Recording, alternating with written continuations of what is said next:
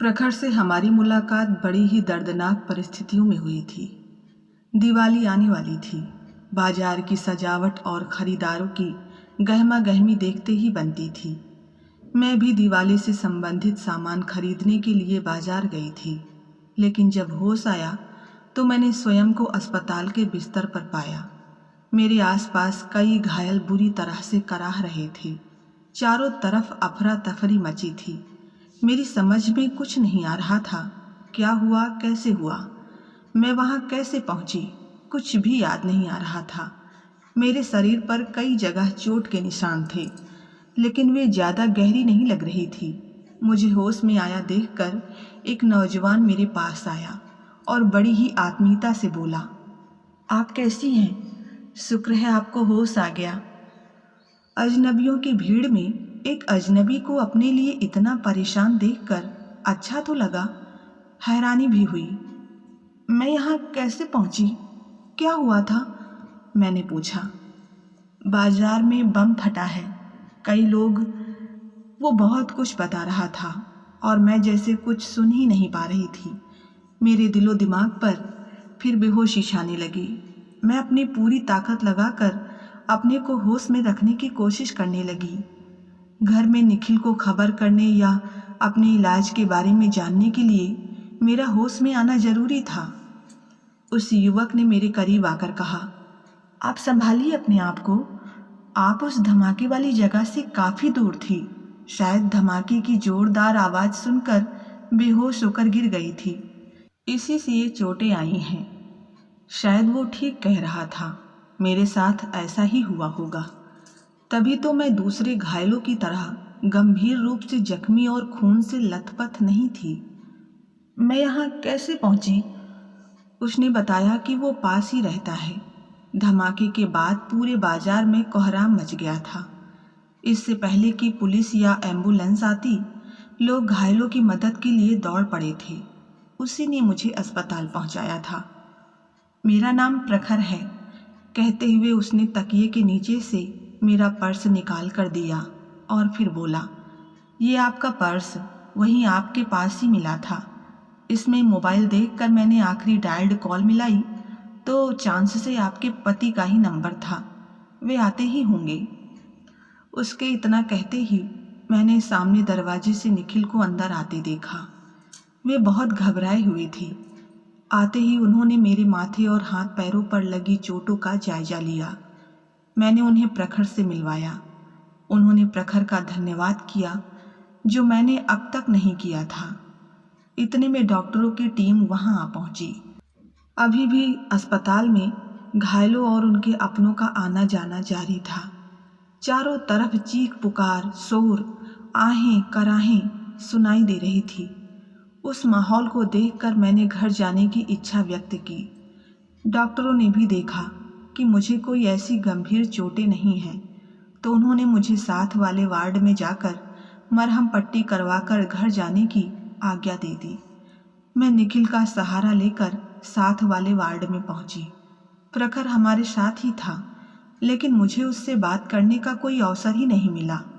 मैं अपना दर्द उसके चेहरे पर साफ देख पा रही थी। निखिल ने वहां से लौटते हुए उसका एक बार फिर से धन्यवाद किया और उसे दिवाली के दिन घर आने का न्योता दे दिया। दिवाली वाले दिन प्रखर हमारे घर आया। मिठाई के डब्बे के साथ बहुत ही सुंदर दियों का उपहार भी था। मेरे दरवाज़ा खोलते ही उसने आगे बढ़कर मेरे पैर छुए और दिवाली की शुभकामनाएं भी दी। मैं ठिठकी सी खड़ी रह गई। तभी वो निखिल के पैर छूने के लिए आगे बढ़ गया। उन्होंने उसे दोनों हाथों से थाम कर गले लगा लिया। अरे यार, ऐसे नहीं, गले मिलकर दिवाली की शुभकामनाएं देते हैं। हम अभी इतने भी बुजुर्ग नहीं हुए हैं। हमारा बेटा मोनू उससे ज़्यादा देर तक दूर नहीं रह पाया। दोनों में झट से दोस्ती हो गई। थोड़ी ही देर में दोनों बम पटाखों फुलझड़ियों को चलाने में खो गए। निखिल उन दोनों का साथ देते रहे, लेकिन मैं तो कभी रसोई तो कभी फ़ोन पर शुभकामनाएं देने वालों और घर बाहर दिए जलाने में ही उलझी रही।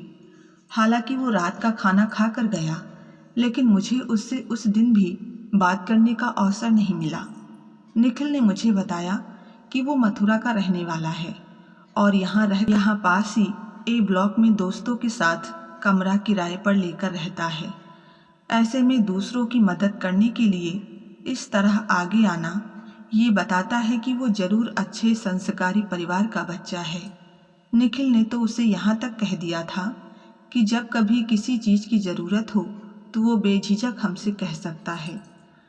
प्रखर अब अक्सर हमारे घर आने लगा था। हर बार आने पर वो बड़ा ही मासूम सा कारण बता देता। कभी कहता, इधर से निकल रहा था, सोचा आपका हालचाल पूछता चलूं। तो कभी कहता, मोनू की बहुत याद आ रही थी, सोचा थोड़ी देर उसके साथ खेल कर फ्रेश हो जाऊंगा तो पढ़ूंगा। कभी कहता, सभी दोस्त घर चले गए हैं, मैं अकेला बैठा बोर हो रहा था, सोचा आप सबसे मिलकर आता हूँ। वो जब भी आता घंटों चुपचाप बैठा रहता, बोलता बहुत कम, पूछने पर भी सवालों का जवाब टाल जाता। बहुत आग्रह करने पर ही वो कुछ खाने को तैयार होता। बहुत ही भावुक स्वभाव का था। बात बात पर उसकी आंखें भीग जाती। मुझे लगता वो अपने परिवार से बहुत जुड़ाव रखता होगा, तभी अनजान शहर में अपनों से दूर उसे अपनत्व महसूस होता है, इसीलिए यहाँ आ जाता है। मोनू को तो प्रखर के रूप में एक बड़ा भाई, एक अच्छा दोस्त मिल गया था। हालांकि दोनों की उम्र में लगभग 10 साल का अंतर था, फिर भी दोनों की खूब पटती। पढ़ाई लिखाई की या खेल कूद की, कोई भी चीज़ चाहिए हो वो प्रखर के साथ बाजार जाकर ले आता। अब उसकी छोटी छोटी ज़रूरतों के लिए मुझे बाजार नहीं भागना पड़ता। इतना ही नहीं, प्रखर पढ़ाई में भी मोनू की मदद करने लगा। मोनू भी अब पढ़ाई की समस्याएं लेकर मेरे पास नहीं आता, बल्कि प्रखर के आने का इंतज़ार करता। प्रखर का आना हम सबको अच्छा लगता। उसका व्यवहार, उसकी शालीनता, उसका अपनापन हम सब के दिल में उतर गया था। उस एक दिन की घटना में कोई अजनबी इतना करीब आ जाएगा सोचा ना था। फिर भी उसको लेकर एक प्रश्न मन को निरंतर परेशान करता कि उस दिन मुझे घायल देखकर वो इतना परेशान क्यों था, वो मुझे इतना सम्मान क्यों देता है। दिवाली वाले दिन भी उसने आदर से मेरे पांव छूकर मुझे शुभकामनाएं दी थी। अब भी वो जब मिलता है मेरे पैरों की तरफ ही बढ़ता है। वो तो मैं ही उसे हर बार रोक देती हूँ। मैंने तय कर लिया कि एक दिन इस बारे में उससे विस्तार से बात करूँगी। जल्दी ही वो अवसर भी मिल गया। एक दिन वो घर आया तो बहुत ही उदास था। सुबह 11 बजे का समय था। निखिल ऑफिस जा चुके थे और मोनू भी स्कूल में था। आज तक प्रखर जब कभी भी आया शाम को ही आया था। निखिल भले ही ऑफिस से नहीं लौटे होते थे, लेकिन मोनू घर पर ही होता था। उसे इतना उदास देखकर मैंने पूछा, क्या हुआ, तबीयत तो ठीक है ना, आज कॉलेज नहीं गए? वो कुछ नहीं बोला, बस चुपचाप अंदर आकर बैठ गया। नाश्ता किया कि नहीं? भूख नहीं है, कहते हुए उसकी आंखें भीग गई। घर पर सब ठीक है ना, कोई दिक्कत हो तो कहो। मैं सवाल पर सवाल किए जा रही थी, लेकिन वो खामोश बैठा टुकुर टुकुर मुझे देख रहा था। शायद वो कुछ कहना चाहता था, लेकिन शब्द नहीं जुटा पा रहा था। मुझे लगा उसे पैसों की ज़रूरत है, जो वो कहने से झिझक रहा है। घर से पैसे आने में देर हो गई है, इसीलिए कुछ खाया पिया भी नहीं है और परेशान है। उसका मुरझाया चेहरा देखकर मैं अंदर से कुछ खाने की चीज़ें लेकर आई। मेरे बार बार आग्रह करने पर वो रुआंसे स्वर में बोला, आज मेरी माँ की बरसी है। क्या? सुनते ही मैं एकदम चौंक उठी, लेकिन उसका अगला वाक्य मुझे और भी चौंका गया। वो बोला, आपकी शक्ल एकदम मेरी माँ से मिलती है। उस दिन पहली बार आपको देखते ही मैं स्वयं को रोक नहीं पाया था। यह सब जानकर मेरे मुंह से एक शब्द भी नहीं निकला। मैं एकटक उसे देखती रह गई। थोड़ी देर यूं ही खामोश बैठे रहने के बाद उसने बताया कि उसकी माँ को गुजरे कई साल हो गए हैं। तब वो 6वीं कक्षा में पढ़ता था। उसकी माँ उससे बहुत प्यार करती थी। वो माँ को याद करके अक्सर अकेले में रोया करता था। बड़ी बहन ने उसे माँ का प्यार दिया, उसके आंसू पोंछे, कभी माँ की कमी महसूस नहीं होने दी। लेकिन 2 साल हो गए, बहन की भी शादी हो गई और वो भी ससुराल चली गई। मेरे मन में उस बिन माँ के बच्चे के लिए ममता तो बहुत उमड़ी, लेकिन वो मुझे माँ कह सकता है, ऐसा मैं उससे कह नहीं पाई। प्रखर में अब मुझे अपना बेटा ही नजर आने लगा था। मोनू का बड़ा भाई नजर आने लगा था। घर में कुछ भी विशेष बनाती तो चाहती कि वो भी आ जाए। बाजार जाती तो मोनू के साथ साथ उसके लिए भी कुछ न कुछ खरीदने को मन चाहता। हम दोनों के बीच स्नेह के तार जुड़ गए थे। मैं मोनू की ही भांति उसके भी खाने का ख्याल रखने लगी थी, उसकी फिक्र करने लगी थी। प्रखर भी हम सबसे बहुत घुल मिल गया था। अपनी हर छोटी बड़ी बात, अपनी हर समस्या मुझे ऐसे ही बताता जैसे वो अपनी माँ से बात कर रहा हो। ये बात अलग है कि उम्र में इतने कम अंतर होने के कारण वो भी मुझे माँ कहने से झिझकता था। कुछ दिनों से मैं महसूस कर रही हूँ कि जैसे जैसे प्रखर के साथ जुड़ा रिश्ता मजबूत होता जा रहा था, वैसे वैसे निखिल और मोनू का रवैया कुछ बदलता जा रहा था। मोनू अब पहले की तरह उसे घर आया देखकर खुश नहीं होता और निखिल के चेहरे पर भी कोई ज़्यादा खुशी के भाव अब नजर नहीं आते। अब वे उससे ना ज़्यादा बात करते हैं, ना ही उससे बैठने या कुछ खाने आदि के लिए आग्रह ही करते हैं। मोनू तो बच्चा है, उसके व्यवहार, उसकी बेवजह की जिद और शिकायतों से मुझे अंदाजा होने लगा था कि वो मेरा प्यार बढ़ता हुआ नहीं देख पा रहा है।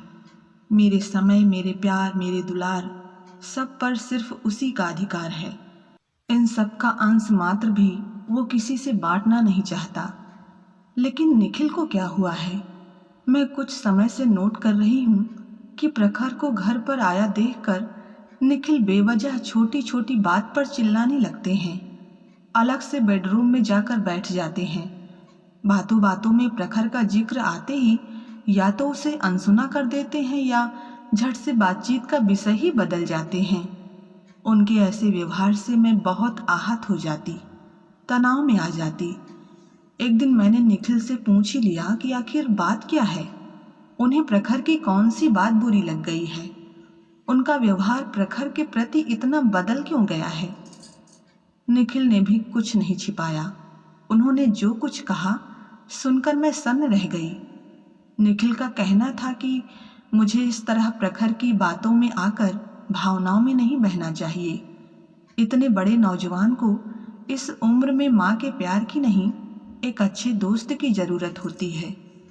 वो यदि अपनी भावनाओं को ठीक से समझ नहीं पा रहा है तो मुझे तो समझदारी से काम लेना चाहिए। प्रखर का इस तरह अक्सर घर आना अफवाहों को हवा दे रहा है। बाहर दुनिया ना जाने क्या क्या बातें बना रही होगी। ये सब सुनकर मैंने कई दिनों तक इस विषय पर बहुत मंथन किया। निखिल ऐसे नहीं है, ना ही उनकी सोच इतनी कुंठित है। ऐसा होता तो वो पहले ही दिन से प्रखर के साथ इतने घुल मिल ना गए होते। वे मेरे बारे में भी कोई शक शुबहा नहीं रखते हैं। जरूर आस पड़ोस से ही उन्होंने कुछ ऐसा वैसा सुना होगा जो उन्हें अच्छा नहीं लगा। अब कहने वालों का मुंह तो बंद नहीं किया जा सकता, स्वयं को ही सुधारा जा सकता है कि किसी को कुछ कहने का अवसर ही ना मिले। लोगों का क्या है, वे तो धुएं की लकीर देखते ही चिंगारियां ढूंढने निकल पड़ते हैं। मैंने निखिल को कोई सफाई नहीं दी, ना ही मैं उन्हें यह बता पाई कि मैं तो प्रखर में अपने मोनू का भविष्य देखने लग गई हूँ। प्रखर को देखती हूँ तो सोचती हूँ कि एक दिन हमारा मोनू भी इसी तरह बड़ा होगा, पढ़ लिख कर इंजीनियर बनेगा, उसी तरह हमारा सम्मान करेगा, हमारा ख्याल रखेगा। मैंने महसूस किया कि अपने इस बदले हुए व्यवहार से निखिल भी सहज नहीं है। वे प्रखर से नाराज भी नहीं हैं, मैं जानती हूँ, लेकिन मैं क्या करूँ? प्रखर से क्या कहूँ? उसे घर आने से कैसे रोकूँ? वो तो टूट ही जाएगा। जब से उसने घर आना शुरू किया है वो कितना खुश रहता है, पढ़ाई में भी बहुत अच्छा कर रहा है। उसका इंजीनियरिंग का ये अंतिम वर्ष है। क्या दुनिया के डर से मैं उसका सुनहरा भविष्य चौपट कर दूं? उसने तो कितने पवित्र रिश्ते की डोर थाम कर मेरी तरफ अपना हाथ बढ़ाया है। मैं एक औरत, एक माँ होकर उस बिन माँ के बच्चे का हाथ झटक दूं? अभी पिछले दिनों ही तो मदर्स डे के दिन कितने मन से मेरे लिए फूल, कार्ड और मेरी पसंद की मिठाई लाया था। कह रहा था जिस दिन उसकी नौकरी लग जाएगी वो मेरे लिए एक अच्छी सी साड़ी लाएगा। उसकी इस पवित्र भावना को मैं दुनिया की बुरी नज़र से कैसे बचाऊं? मैंने प्रखर के व्यवहार को बहुत बारीकी से जांचा परखा, लेकिन कहीं कुछ गलत नहीं पाया। उसकी भावनाओं में कहीं कोई खोट नहीं है। फिर भी ना चाहते हुए भी उसके घर आने पर मेरा व्यवहार बड़ा ही असहज हो उठता। पता नहीं आस पड़ोस वालों की गलत सोच मुझ पर हावी हो जाती या निखिल का व्यवहार या मोनू की बिना कारण चिड़चिड़ाहट और जिद मुझसे ये सब करवाती। इधर प्रखर ने भी घर आना कम कर दिया है।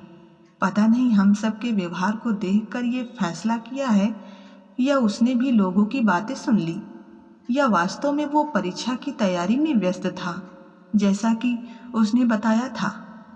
मुझे उसकी बहुत याद आती, उसकी चिंता भी रहती, लेकिन मैं किसी से कुछ ना कहती, ना ही उसे बुलाती। निखिल ऑफिस के काम से 10 दिनों के लिए जर्मनी गए हुए थे।